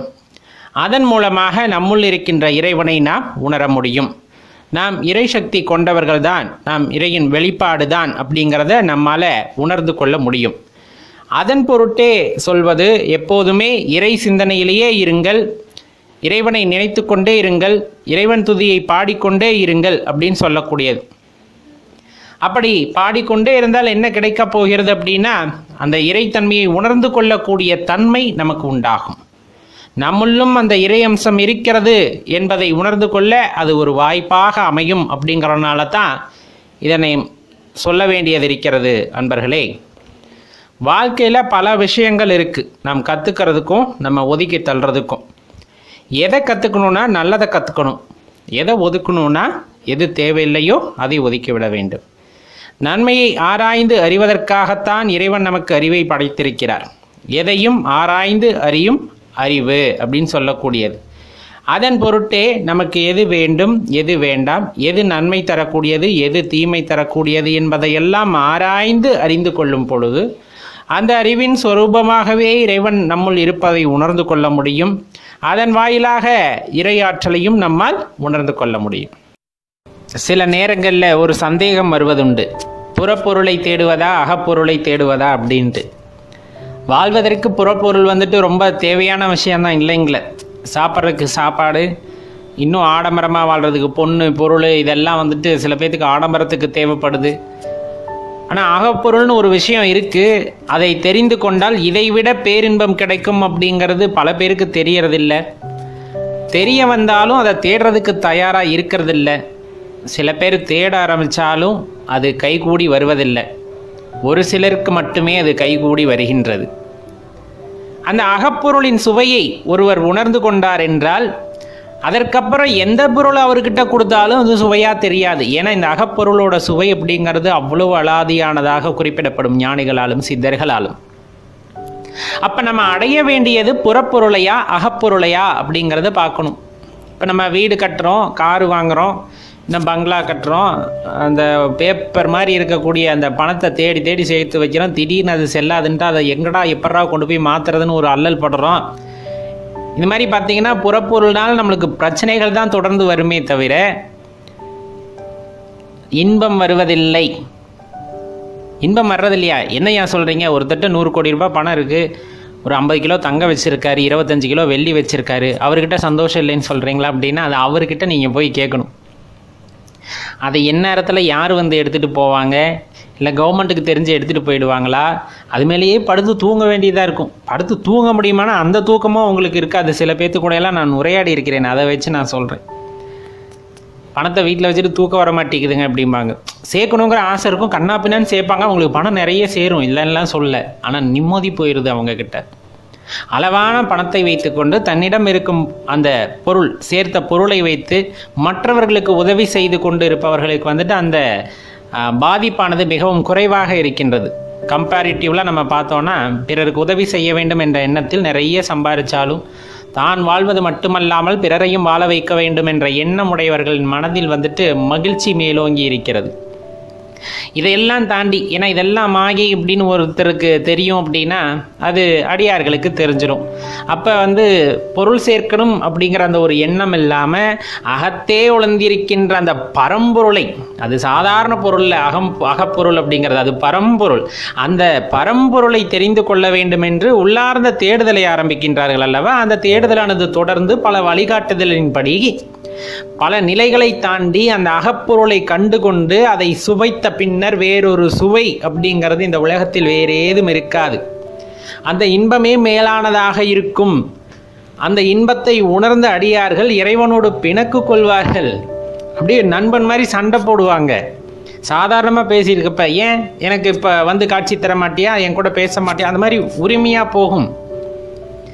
அப்போ தான் இந்த உலகத்தார் சொல்லுவாங்க என்னன்னா, புறப்பொருள் தேடுபவர்களை புத்திசாலி என்றும் அகப்பொருளை தேடுபவனை முட்டாள் என்றும் சொல்லும் இந்த உலகம். இன்னும் சொல்லப்போனால் முட்டாள்னு சொன்னால் கூட பரவாயில்ல. பைத்தியம், பித்தன், இந்த மாதிரி பெயர்களை வைத்து அடுக்கிக்கொண்டே போவார்கள். ஆனால் யார் பைத்தியம், யார் பித்தன்? கேள்வி பொதுவாக வச்சு பார்த்தோன்னா அதுக்கான விடை தெரிஞ்சிடும். அகப்பொருளை காண்பவனுக்கு இறைவனின் அருள் கட்டாயமாக இருந்திருக்க வேண்டும். அகப்பொருளை காண்பவருக்கு இறைவனின் அருள் பூரணமாக இருந்தால் மட்டுமே அது சாத்தியம். அப்படி ஒருவருக்கு வாய்க்கின்றது என்றால், அவர் இறைவனின் கருணையை பெற்றவர் என்றால் எவ்வளவு பெரிய பேறு பெற்றவராக இருக்க வேண்டும். அப்படிப்பட்டவர்கள் ஞானிகளாகின்றனர், அடியார்களாகின்றனர் அப்படிங்கிறத தெளிவாக தெரிஞ்சுக்கணும். நாமும் தேட வேண்டியது அகப்பொருளை. சரியான வழிகாட்டுதலின்படி அகப்பொருளை தேடும் பொழுது அந்த அகத்தே இருக்கின்ற பரம்பொருளை நாம் கண்டுகொள்ளும் போது கிடைக்கின்ற அலாதியான சுகம் வேறு எதிலும் இருக்காது அப்படிங்கிறது நம்ம ஞானிகளும் சித்தர்களும் கூறி சென்ற விடயம். இதில் ரொம்ப முக்கியம் என்ன அப்படின்னா, எல்லாத்துக்கும் மேலானவர் பரம்பொருள், எல்லாத்துக்கும் மேலானவர். நம்ம எதையும் வச்சு சொல்ல முடியாது, இதுதான் இதோட ஹைட் அப்படின்னு சொன்னோம்னா அதுக்கும் மேலாக நிற்கக்கூடியவர். அன்புக்கு எல்லை உண்டா? கிடையவே கிடையாது. நீங்கள் ஒரு எல்லை வகுத்து சொன்னீங்கன்னா அதுக்கும் மேலாக நிற்பவர் பரம்பொருள், நம்ம ஈசன். அப்படி இருக்கையில் அடியார்களாகிய நம்மை போல் கீழ்நிலையில் உள்ளவர்களை அவர் ஆட்கொண்டிருக்கின்றார் என்றால் நாமெல்லாம் எவ்வளவு பாக்கியம் செய்தவர்கள், எவ்வளவு கொடுப்பனை செய்தவர்கள் யோசித்து பாருங்கள். நாயினும் கடையேன் அப்படின்னு சொல்லுவாங்க. அந்த மாதிரி ரொம்ப இழிப்பிறவியாக இருக்கின்ற என்னை இறைவன் ஆட்கொண்டிருக்கின்றார் அப்படிங்கும் போது நம்மெல்லாம் எவ்வளவு பெரிய கொடுப்பனை செய்தவர்கள். அப்போ இதில் எது சந்தோஷம்? கட்டுக்கட்டாக பணத்தை அடுக்கி வச்சுட்டு அதை காத்துக்கிட்டு இருக்கிறதா, உள்ளார்ந்து இறைவனை கண்டு இன்புற்று அந்த பேரின்பத்தை அனுபவித்து அதனுள்ளே கலந்திருப்பது உண்மையான இன்பமா? பதிலை நீங்கள் தான் சொல்ல வேண்டும். அப்போ உலகத்தார் பேசுவதையோ உலகத்தார் தூற்றுவதையோ நம் காதுகளில் வாங்கி கொள்ளக்கூடாது. மாறாக அந்த இன்பத்தை அடைய வேண்டும் என்ற வேட்கையில் தொடர்ந்து முயற்சி செய்து அந்த பேரின்பத்தை உணரும் பொழுது கிடைக்கின்ற ஆனந்தமானது அலாதியானதாக இருக்கும் என்ற ஞானிகளின் அந்த வாக்கை நினைத்து கொண்டு முயற்சி செய்தோமேயானால் நமக்கும் அது கைகூடும், நம்மாலும் அது முடியும் அப்படிங்கிறத ஞாபகம் வைத்து கொள்ளுங்கள் அடியார்களே. பெரும்பாலும் நம்ம சொல்லியிருப்போம், ஆன்மீக வளர்ச்சியில் நமக்கு ஒரு பெரிய தடையாக இருக்குது அப்படின்னு பார்த்தோன்னா பயம் அப்படிங்கிற ஒரு விஷயம்தான். நல்லா தெரிஞ்சுக்கோங்க, இந்த பயம் அப்படிங்கிற உணர்வு தான் உங்களை ஆன்மீகத்திலிருந்து விலக்கி வைக்கிறது அப்படின்னா அது மிகையாகாது. எப்படி சொல்கிறோம், யாரை பார்த்தாலும் எனக்கு பயம் இல்லையே அப்படிங்கிற அந்த உணர்வு உங்களுக்குள்ளே இருந்தாலும் ஒரே விஷயந்தான், உங்களை அறியாமல் அந்த உணர்வானது உங்களுக்குள் இருக்கின்ற வரை ஆன்மீகத்தில் ஒரு நல்ல நிலையை நம்மால் அடைய இயலாது அப்படிங்கிறது தான் முற்றிலுமான உண்மை. நல்லா தெரிந்து கொள்ள வேண்டியது இருக்கிறது. இப்போ கோடியாக நம்மக்கிட்ட பணம் இருக்குது அப்படிங்கும்போது இந்த பணம் நம்மை விட்டு போய்விடுமோங்கிற பயம், அது ஆன்மீகத்துக்கு பெரிய அச்சுறுத்தல். அதே போல் புகழ், நிறைய புகழோட உச்சிக்கே நம்ம போயிட்டோம் அப்படிங்கும்போது அந்த புகழின் உச்சிக்கு போனவங்களை கேட்டு பாருங்கள், அந்த புகழ்லேயே நீடித்திருக்கணும், அதை விட்டு கீழே போயிடக்கூடாதுங்கிற பயம் அவர்களை தொற்றி கொண்டிருக்கும். அதிகார வர்க்கத்தினர், அது ஆட்சி செய்பவர்களாக இருக்கலாம், இல்லை அதிகாரிகளாக இருக்கலாம். அந்த அதிகாரம் அப்படிங்கிறது எப்போவுமே என் கூட இருக்கணும் அப்படிங்கிறது ஆசை. ஆனால் விட்டு போய்விடுமோ அப்படிங்கிற பயம் எப்போவுமே ஒருவருக்குள்ளே இருக்கும். இந்த மாதிரி ஒவ்வொரு உணர்வுகள்லையும் பார்த்தீங்க அப்படின்னா பயமானது கலந்தே இருக்கிறது. எப்படி பாலில் நெய் கலந்திருக்க மாதிரி அது அதோடையே கலந்திருக்கு, ஒரு உணர்வோடையே அந்த பயமானது கலர்ந்திருக்கு. அதே போல் தான் இப்போ ஆன்மீகத்தில் நம்ம போகிறோம் அப்படின்னா, இப்போ முதலடி எடுத்து வச்சாச்சு, ஜபம் பண்ண ஆரம்பிக்கின்றோம். ஏன்னா சொல்லுவாங்க என்னன்னா, இப்போ உனக்கு இறைபக்தியே இல்லை, நான் இறைவன் மீது பக்தி கொள்ள வேண்டும் அப்படின்னு நினச்சா நீ வேறு எதுவும் பண்ண வேண்டாம், இறைவனோட நாமத்தை மட்டும் ஜபம் பண்ணிக்கிட்டு காலப்போக்கில் உனக்கு அந்த பக்தியானது ஏற்படும்னு பெரியவர்கள் சொல்லுவாங்க. முழு முயற்சி நம்ம எடுப்போம். நம்ம குரு மூலியமாகவோ அல்லது இறைவனே குருவாக இருந்து நமக்கு வழிகாட்டுகிறார் அப்படிங்கும்போது முழு முயற்சி எடுப்போம். ஆனால் அந்த இடத்துல ஒரு பயமானது கலந்திருக்கும் போது நம்மால் உண்மையை உணர முடியாது. நம்ம போகிற வழி சரிதானா, இல்லை போய் முடியும் போது தவறாக போயிடுச்சு அப்படின்னா வாழ்க்கையே முடிஞ்சிடுமே அப்படிங்கிற நிறைய பயமானது நம்மை தொற்றி கொண்டிருப்பதன் காரணமாக நம்மால் உண்மையான ஆன்மீகத்தை உணர முடிவதில்லை அப்படிங்கிறத நல்லா தெரிஞ்சுக்கணும். சரி, அப்போ என்னதான் பண்ணுறது? எப்போவுமே ஒரு விஷயம் குறிப்பிடப்படும். இறைவனாகப்பட்டவர் நீங்கள் எந்த வழியில் அவரை வழிபடுகின்றோ அந்த வழியின் வாயிலாகவே உங்களை ஏற்றுக்கொள்வார் அப்படிங்கிறது உண்மை. ரொம்ப முக்கியமாக சொல்ல போனால், இறைவனை புகழ்ந்து பாடிக்கொண்டிருக்கின்றீர்கள் அப்படின்னா மனமுருகி அவரோடு கலந்து விடுகிறீர்கள் அப்படிங்கும் போது அதன் வாயிலாகவே நீங்கள் இறைவனை அடைய முடியும். இல்லை நான் அடியார்களுக்கு சேவை செய்கின்றேன், உழவார பணிகளை செய்கின்றேன், இறைவன் மீது பாடல்களை பாடுகின்றேன், இறைவனுக்காக நடனம் ஆடுகின்றேன், நீங்கள் என்ன வேணாலும் பண்ணுங்க, அதை ஆத்மார்த்தமாக பண்ணும் பொழுது கட்டாயமாக அங்கே இறைவன் குடிகொள்கிறார், உங்களை ஆட்கொள்கின்றார். அப்படின்னா அதில் எந்த இடத்துலையும் சந்தேகப்படக்கூடாது. நான் இப்படி போகிறேன், என்னை கைவிட்டுருவாரோ அப்படிங்கிற அந்த பயமெல்லாம் தேவையில்லாத ஒரு விஷயம். நான் அதாவது மனிதர்களை நம்பும் போது கூட நாம் பயப்படக்கூடாது அப்படின்னு சொல்லுவாங்க. உண்மையான நம்பிக்கை வைங்க அப்படின்னு சொல்லுவாங்க. நம்ம மனிதர்களை நம்பவில்லை, மாபெரும் சக்தியை நம்புகின்றோம். யாரை? எம்பெருமான் ஈசனை நம்புகின்றோம். அவர் எப்படி நம்மை கைவிடுவார் அப்படிங்கிறத நம்ம யோசிச்சு பார்க்கணும். இல்லை நீங்கள் பிடிக்க வேண்டாம், அவரு உங்களை பிடிச்சுக்கணும். எப்போ பிடிக்க முடியும்? உண்மையான அன்பு அவர் மேலே நீங்கள் வச்சிடுறீங்க அப்படிங்கும் போது அவரு உங்களை பிடிச்சிப்பார். நீங்கள் பயப்படவே தேவையில்லை. அதனால தான் சொல்கிறது, ஆன்மீகத்தில் பயமானது தேவையற்ற ஒன்று அப்படிங்கிறது. பெரும்பாலும் இந்த பயத்தை தவிர்த்தவர்கள், பயத்தை விட்டவர்கள் தான் நெற்றியில் விபூதியை அணிவாங்க. அந்த விபூதியை பூசுறதுல இருக்கிற சந்தோஷம் இருக்கே, அது வேறு எதுலேயுமே வராது. அப்படி கை நிறைய எடுத்து பார்க்கும்போது இதாண்டா உன் வாழ்க்கை, இறைவன் உனக்கு உணர்த்துவது. அப்போ நம்ம என்ன செய்யணும்? இறைவனிட்டைய கட்டளையை மட்டும் செய்தால் போதும்னு நினச்சிக்கிட்டு ஓம் நம சிவாய அப்படிங்கிற மந்திரத்தை சொல்லி அதை உடல் முழுவதும் பூசும் போது இருக்கிற சந்தோஷம் வேறு எதுலேயுமே கிடைக்காது. உண்மையாக சொல்கிறேன், வேறு எதுலேயுமே கிடைக்காது. உடல் முழுவதும் ஆபரணத்தை அணிந்து பாருங்கள், பயம்தான் தொத்திக்கொள்ளும். உடல் முழுவதும் அழகுபடுத்தி பாருங்கள், அங்கும் பயம்தான் தொற்றிக்கொள்ளும், அல்லது கர்வம் தொற்றிக்கொள்கின்றது. உடல் முழுவதும் சாம்பலை பூசிப்பார், இந்த விபூதியை பூசிப்பார், அந்த இடத்துல பார்த்தீங்கன்னா ஐயனை உணர முடியும். ரொம்ப விசேஷமான நிறைய விஷயங்கள், தாற்பயங்கள் சொல்லப்பட்டாலும் என் ஐயனின் விபூதிக்கு ஈடான, என் ஐயனின் திருநீருக்கு ஈடான எந்த ஒரு பொருளும் இந்த உலகத்தில் இல்லை. அதை அணியும் போது இருக்கின்ற சந்தோஷத்தை யாராவது சொல்ல முடியுமா அப்படின்னா கட்டாயமாக சொல்ல முடியாது. அதை உணர்ந்து பூசுபவர்கள் அந்த ஆனந்தத்தின் எல்லைக்கு போவார்கள். அதை அவர்களால் சொல்லக்கூட முடியாது. அந்த அளவுக்கான ஆனந்தம் ஈசன் கொடுத்தது, உண்மையை உணர்ந்த அந்த அனுபவம் அப்படிங்கிறது. அதனால தான் சொல்கிறது நண்பர்களே, எப்போவுமே நம்பிக்கை அப்படிங்கிறது ஆழமானதாக இருக்கணும். பக்தியில் எப்போவுமே பயம் இருக்கக்கூடாது. நாம் யாரை சரணடைந்திருக்கின்றோம் அப்படின்னா எல்லாமல்ல அந்த ஈசனை சரணடைந்திருக்கின்றோம். அப்படிங்கும்போது நமக்கு எதுக்கு அந்த பக்தியில் பயம் அப்படிங்கிறது வரணும்? இருக்கக்கூடாது. எப்போவுமே பக்தியில் பயம் அப்படிங்கிறது இல்லை. நீங்கள் ரொம்ப உறுதியாக இருக்கீங்க உங்களோட பக்தி நிலைப்பாட்டில் அப்படிங்கும்போது நம்ம ஈசன் என்றுமே கைவிடுவதில்லை. நீங்கள் எந்த பாதையில் செல்கிறீர்களோ அதே பாதையில் உங்களை ஆட்கொள்வார் அப்படிங்கிறதுல மாற்று கருத்தும் ஏதும் இல்லை. உண்மையான ஆன்மீகம் உணர வேண்டியது, தெரிந்து கொள்ள வேண்டியது, தெளிந்து கொள்ள வேண்டியது. கண்டிப்பாக இந்த தென்னகம், தென்னாடுடைய சிவனேன்னு சொல்கிறாங்க இல்லையா, இந்த தென்னகம் கண்டிப்பாக அந்த இறைவனின் மகிமையை உணர்ந்து கொள்ளும். மீண்டும் அவர் வாயிலாக அனைவரும் இன்பத்தை அனுபவிக்கத்தான் போகின்றோம்.